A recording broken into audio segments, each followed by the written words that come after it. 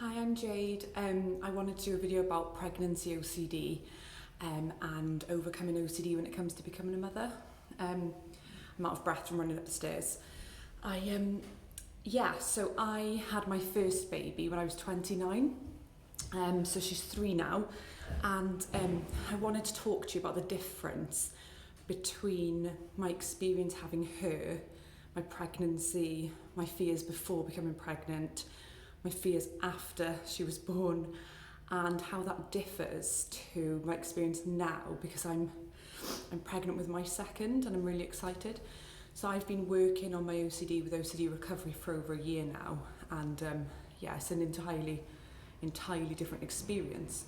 I've been speaking to a lot of mums and potential parents, pregnant people, on the OCD Recovery Facebook group, which is a closed group where we can talk and support each other.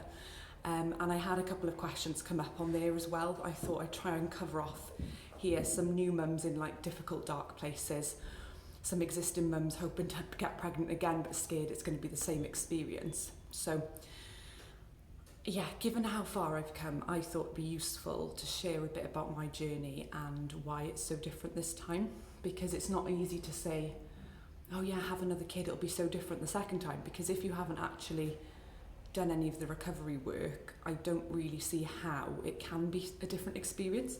So people can become a bit deflated then to go, well, you know, if you want more than 2, then how can I possibly carry on with kids, because every time I have them it's horrendous. But because I've worked so fiercely hard since she was born really, it's just completely different this time.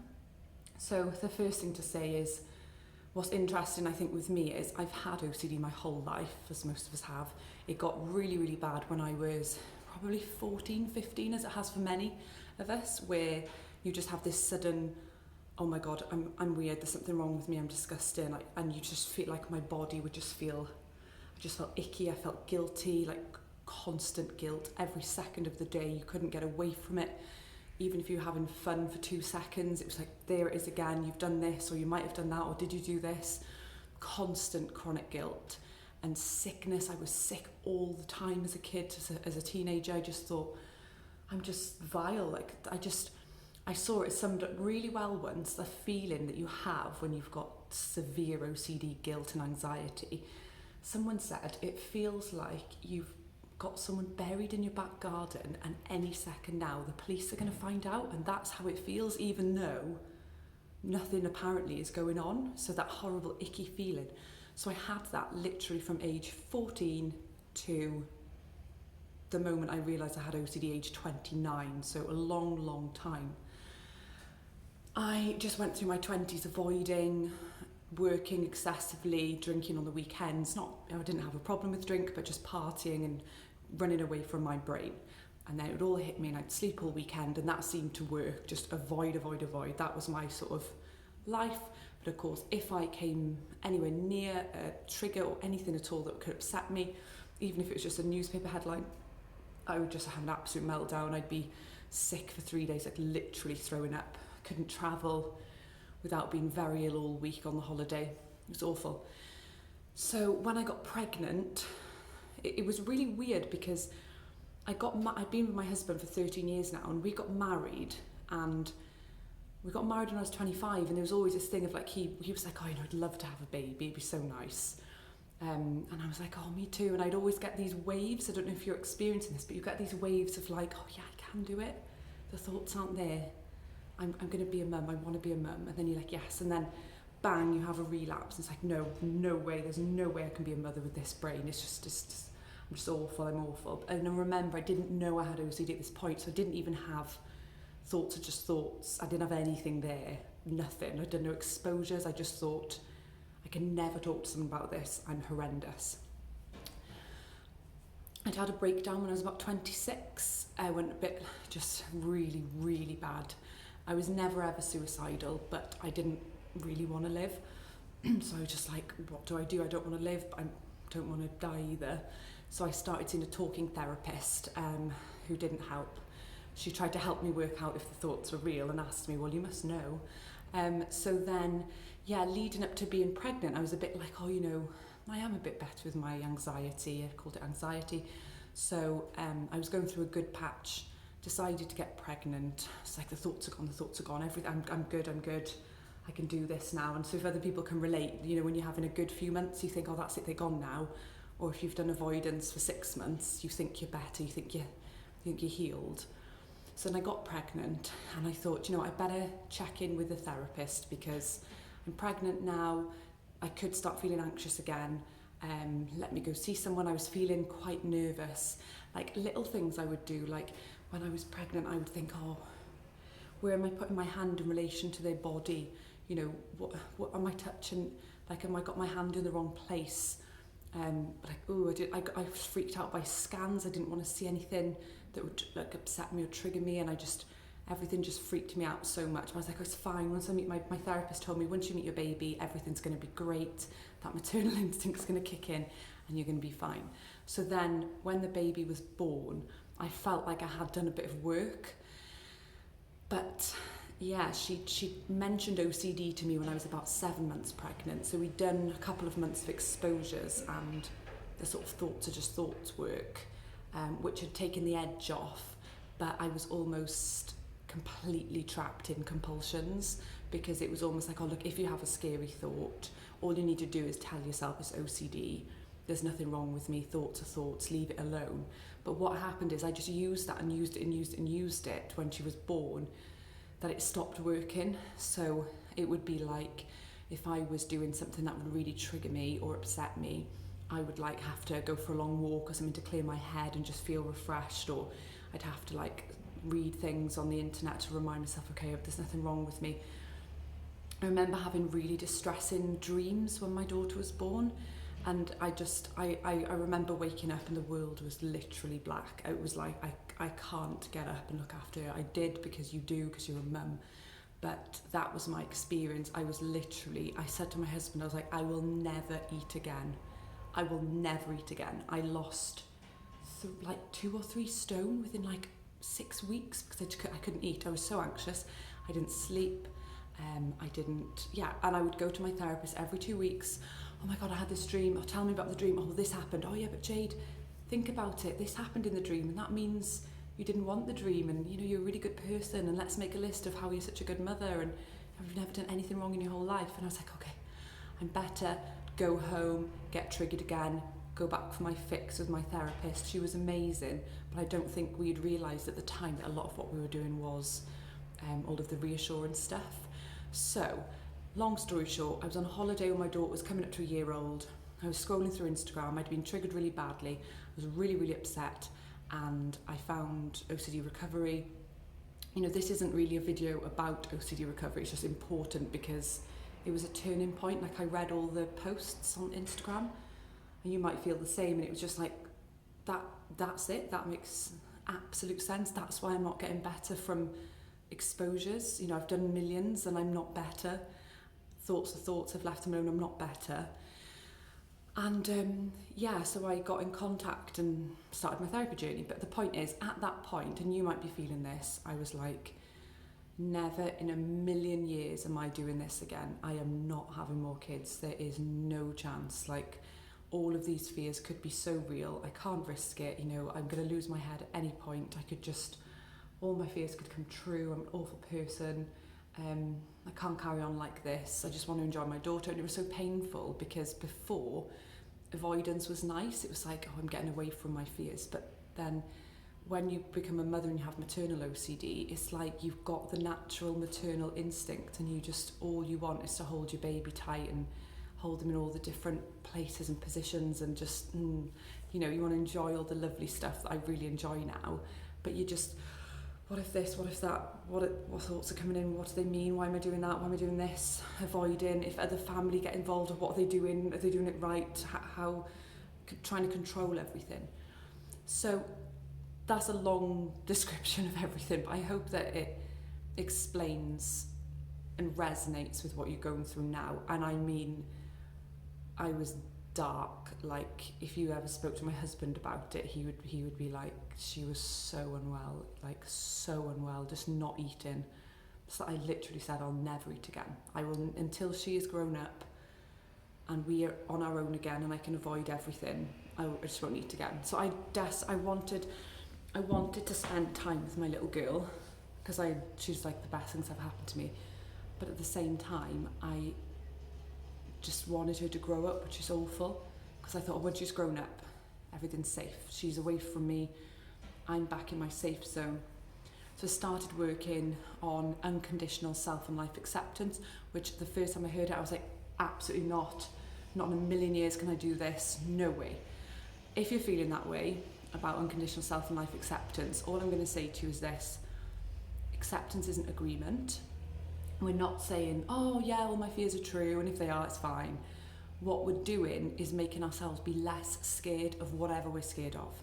So by turning down the fear on what you think is the worst thing in the world, by recognising that it's not good, we don't want it, but it's actually not as scary as we think. It is the reality for some people.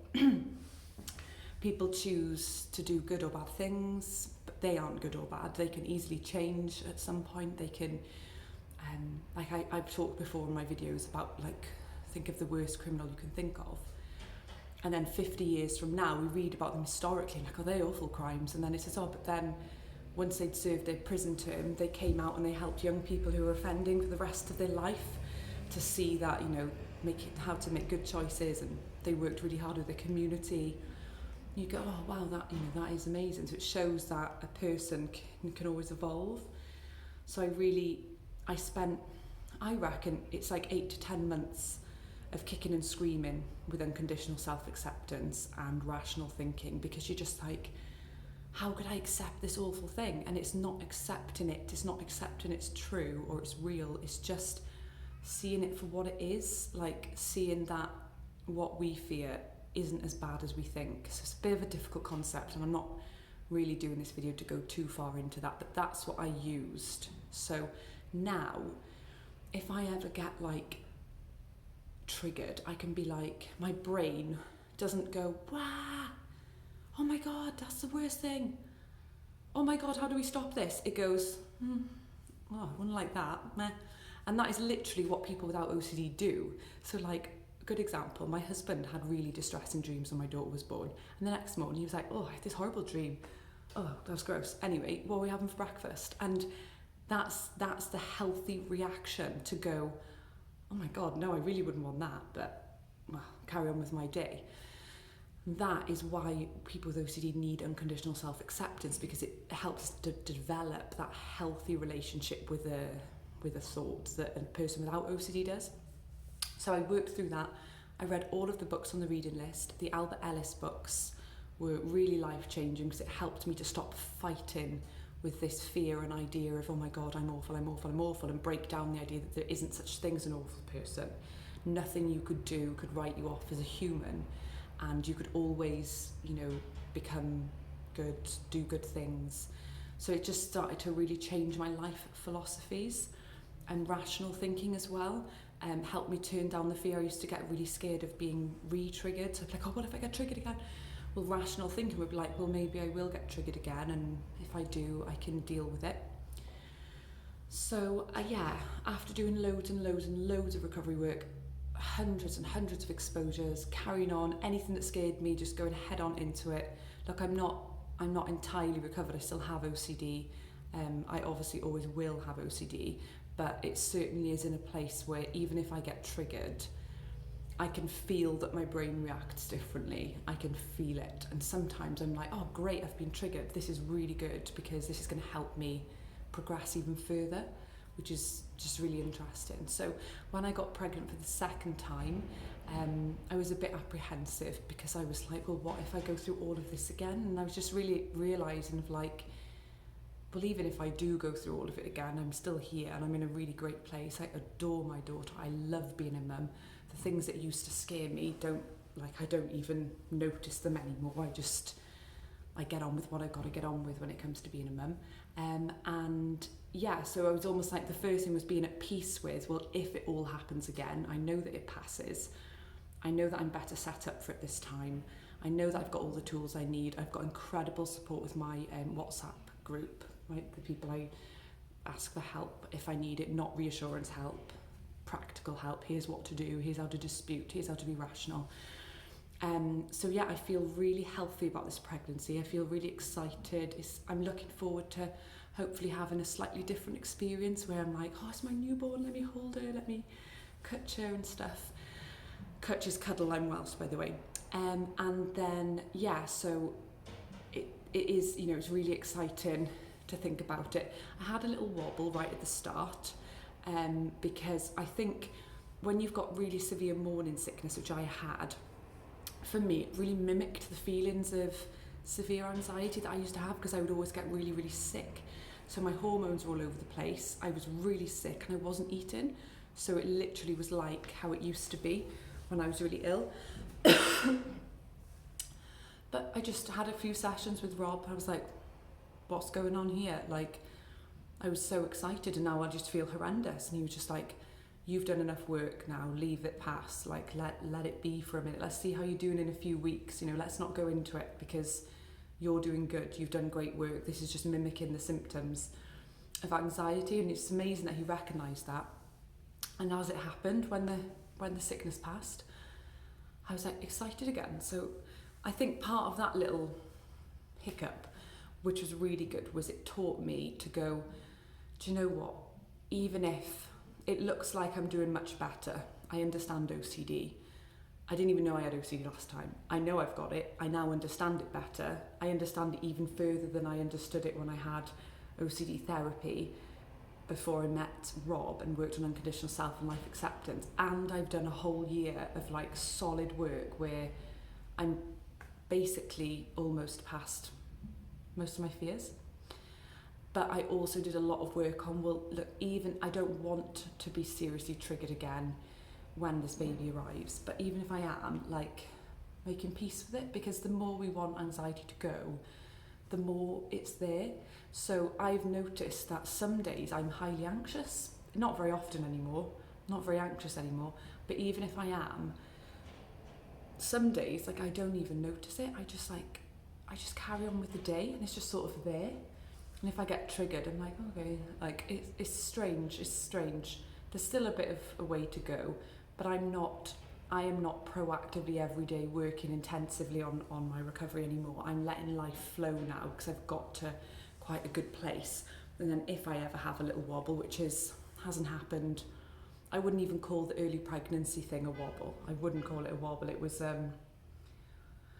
just a bit of fear, and that's all OCD is fear. Like, if you don't fear something, it won't latch, and that's the simplest thing to keep in mind is, if you're scared of something, it will latch, and keep it as simple as that. Not thinking too much about themes, not thinking too much about, oh, is mine the same as yours? It's just, if you're scared of it, OCD is going to go for it. So my work was, how can I not be scared of this thing that feels like a mountain? So yeah, I'm due end of March. I'm at peace if I relapse. That will be okay. I've got amazing support. It's not physically possible for it to be as bad as it was. Like, it literally can't be, because I'm not in the same place. So maybe it will, but I don't see how it could. I've got rational thinking. It's all there. I can quite quickly, if something comes up, I'm like, I can quite quickly dispute it. So if I could survive that, which was pretty nasty, I can survive another one, so that's fine. So the fear's gone down, and yeah, I think my advice to anyone who wants to have a second baby and is scared, to the girls I was talking to on the Facebook group, is, you know, I actually think that if I'd gotten pregnant, once I'd done some more work, it would have been better. So yeah, people say jump in, go for what you want, go for it, dive in the deep end, it's the best thing you can do. Yes and no. Like, I think if I had done some of the work, it would have been better, because I was horrendous having not done any work on OCD. So I would say, if you're thinking about having another, and it was really bad the first time, just get working on your OCD recovery for a while if you're really unsure, because it's not just going to be better for no reason. It's not going to magically be better. So get the work done. It's really scary, but keep that goal in mind. Like, I want another baby. I want it to be different this time. That's what I kept in mind. And it's really nice because I never thought I'd have another one. So I'm really looking forward to my daughter having a little sister.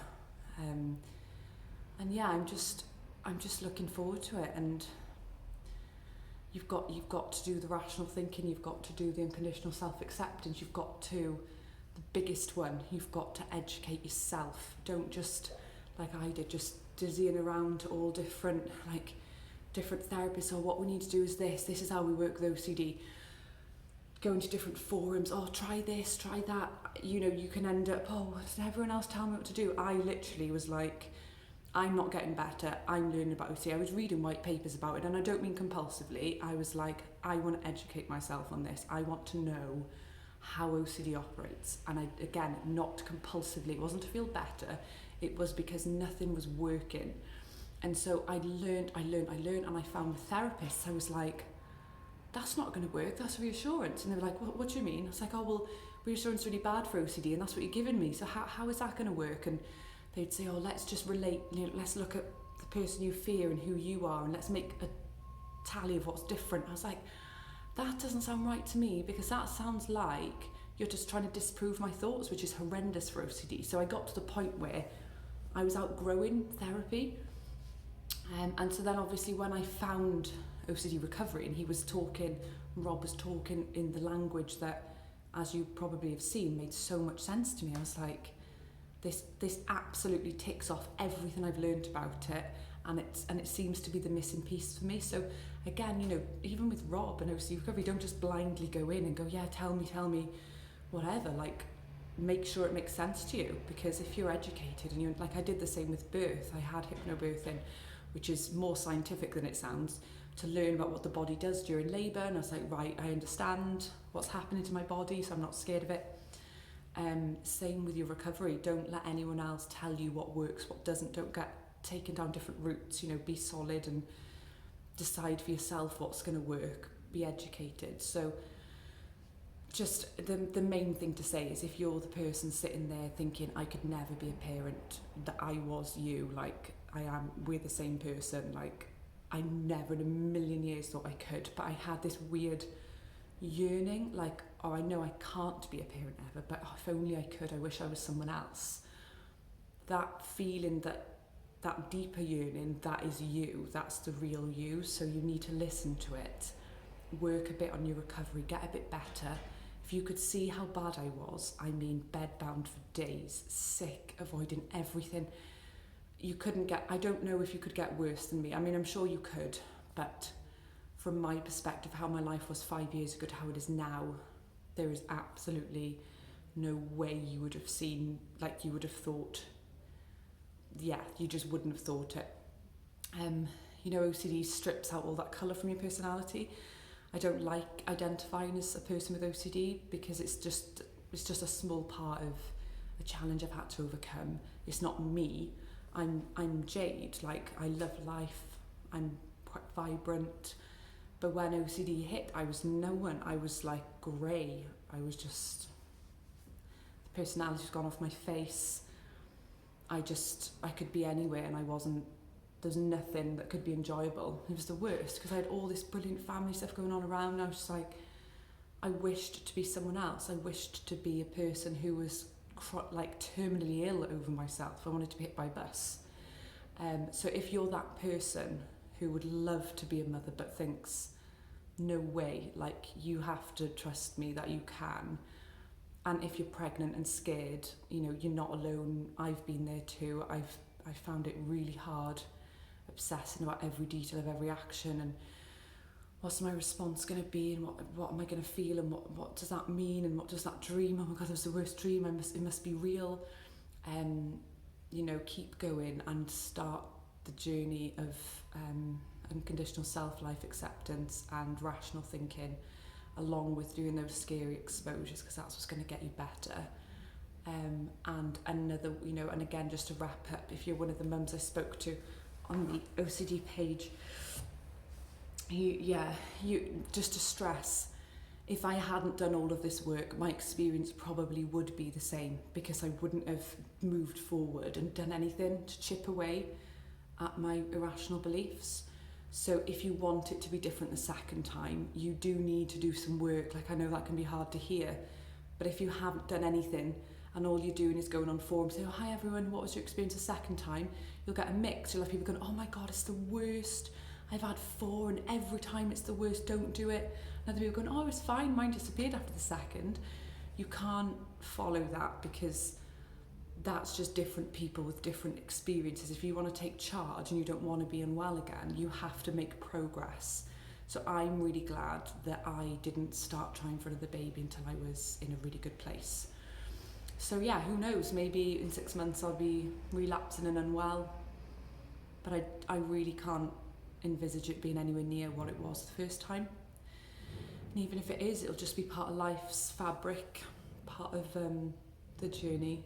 I'm not really scared because I just love my kids, you know, like it's just lush. So yeah, if you want to be a parent, just you have to do it. But yeah, try not to do it like I did, which was just like throwing yourself in the deep end with absolutely zero recovery work, because it's only making it harder. But actually becoming a parent was the best way to expose myself and just really ramp up that work, face it all head on. That was a really long video. I hope that was useful. Thank you for listening.